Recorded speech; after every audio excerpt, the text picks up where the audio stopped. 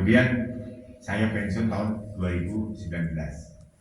2019 belum pernah ikut pemilu, Pak.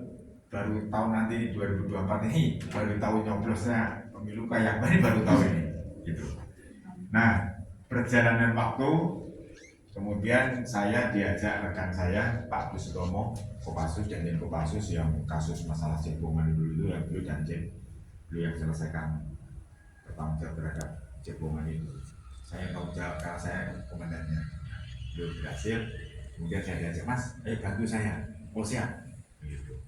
Bantu Mas. Cebongan.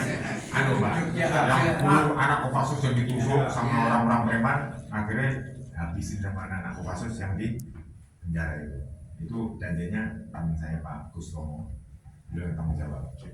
Nah itu cerita, kemudian saya ikut, akhirnya ikutlah sama Mas Agus. Pertama saya bilang, Mas, saya prinsipnya setuju dengan Mas, saya ikut.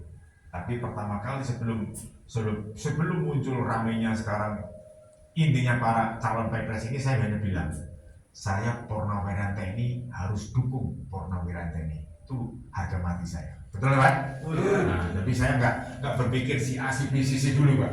Tapi saya karena saya keluarga besar TNI, saya harus dukung keluarga besar TNI. Itu pertama. Kalau misalnya Pak Fabri ya ada veteran dari Polri ya, semuanya institusi jadi satu. Karena kebetulan saya di 84 itu lulus, itu semua angkatan termasuk Polri dididik sama-sama. Jadi gitu. Prinsipnya itu saya pertama. Mas jangan gini, nanti namanya aja. Enggak, saya pertama kali harus ini dulu. Karena saya, pedoman saya, si A, si B, saya nggak urusan. Yang penting kalau keluarga TNI maju, itu saya dukung. Itu saya akan pilih. Begitu loh Pak saya. Betul nggak Pak? Nah, itu. Menyambung tadi, menyambung dari Pak Iwan juga jelas tadi, bagaimana Pak Prabowo menyampaikan, ya, akhirnya muncullah nama Pak Prabowo untuk maju ke Pilpres. Beliau satu-satunya. Saya debat Pak sama kawan-kawan saya. Oh iya kalau kita milih TNI kan harus yang paling terbaik. Coba sekarang gelar. Yang maju sekarang siapa? Kalau memang ada 3 orang, ya kita pilih mana yang terbaik. Nah, saya bilang begitu. Nah sekarang TNI yang maju siapa? Cuma 1. Betul Pak? Betul. Nah yang kita pilih yang 1 ini. Jangan lihat, kalau kamu melihat seseorang secara personal, kalau udah gak suka, mesti kamu ngomongnya nggak suka. Tapi kalau kamu senang sama Pak Ketut, pasti ngomongnya bagus Pak Ketut. Tapi kita jangan berbicara personal. Ini yang membawa bendera perang saat ini, betul kan? Pak Prabowo itu saat ini yang membawa bendera perangnya TNI. Itu yang harus kita pegang. Beliau sekarang lagi membawa institusi, bukan perorangan ini kalau saya bicara. Itu lagi tuh Pak, sama teman-teman. Terserah kalau kamu cara melihatnya seperti itu. Saya yang jelas, saya juga nggak kenal Pak Prabowo, nggak pernah tugas bareng-bareng. Saya orang seni Bapak, seni posra, cakra nih Pak. Tapi saya bangga kalau saya punya pimpinan dari TNI atau angkatan. Kalau dia mimpin negara, pasti ditanya tetangga, cucu, anak, Pak dari TNI, oh iya dari TNI, pasti ngomong gitu, betul nggak? Nah begitu, itu apa yang saya sampaikan. Terima kita, kemudian kami ikut kelompok, akhirnya kami di 3 hari saya pembekalan, beliau nyampaikan. Mungkin para senior saya ini sudah paham dengan Pak Prabowo, bagi sama-sama memang tahun 2019 itu beliau seperti kayak mimpin Harjon Pak. Masih saya mengaku, wih kayak Kopassus terserah, karena masih muda gitu. Tapi pada saat saya ikut 3 hari yang di Lambalang Pak, saya lihat beliau berubah 360 derajat. Beliau saya sampaikan. Jadi beliau menyampaikan seperti ini. Saya ini umur sudah 72, tahun depan 73. Intinya kalau saya diberi amanah sama rakyat untuk membawa bangsa Indonesia, untuk mengawali negara Indonesia, beliau ingin menghibahkan dirinya untuk bangsa dan negara.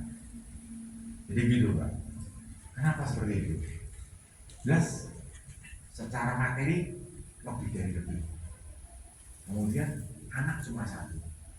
Itu pun tidak mau ikut partai, tidak mau kerja di pemerintah, jadi tidak mengganggu beliau, jadi tidak ada kepentingan pribadi. Jadi beliau ingin menghibahkan selama dia diberikan itu amanah. Makanya beliau nyampaikan dari tahun 2005 pemilu yang sebelumnya tetap saja tahun 2004 ini selalu beritanya berita video pasti tentang HAM, tentang ini dan ini, hoax macam-macam. Beliau nyampaikan kalau rakyat percaya dengan berita video hoax tentang saya, tidak usah milih. Tapi kalau rakyat ingin membangun bangsa negara, ayo sama-sama saya bangun kita bangsa, kita kekayaan alam kita untuk kesejahteraan rakyat. Dan saya yakin para pejuang yang sudah merasakan air getirnya kehidupan kita adalah hanya Pak Prabowo. Betul nggak? Yang lain belum pernah merasakan kehidupan seperti kita-kita ini. Makanya beliau sangat, setelah masuk posisi Menhan, beliau memberikan alutsista kepada partai ini, termasuk juga polisi. Mungkin Bapak-Bapak lihat videonya di itu, bagaimana dia didapat penghargaan dari Angkatan Udara, Angkatan Laut, Angkatan Darat, sampai ke polisi. Mereka rangkul semua untuk menjaga negara kesatuan Republik Indonesia.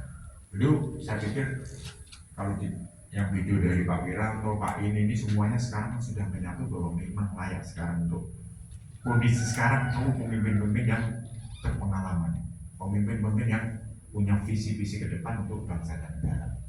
Ya.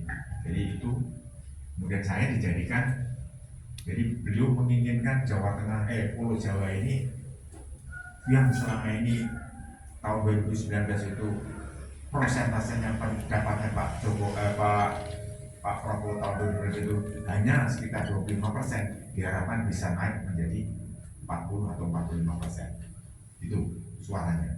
Makanya beliau menurunkan para kolonel yang tertinggi bintang 2 itu menjadi TAP. TAP itu tim aksi politik dalam rangka pemenangan suara Pak Prabowo di Pulau Jawa. Untuk yang luar Pulau Jawa itu hanya diberikan TAP di tingkat provinsi. Jadi memang Pulau Jawa ini karena padat sekali menjadi suatu perhatian. Nah, peran saya apa sekarang ini? Saya bukan partai, tapi saya ditugasi untuk mensosialisasikan, memantapkan terhadap pemenangan Pak Prabowo. Jadi bukan partai. Makanya saya sampaikan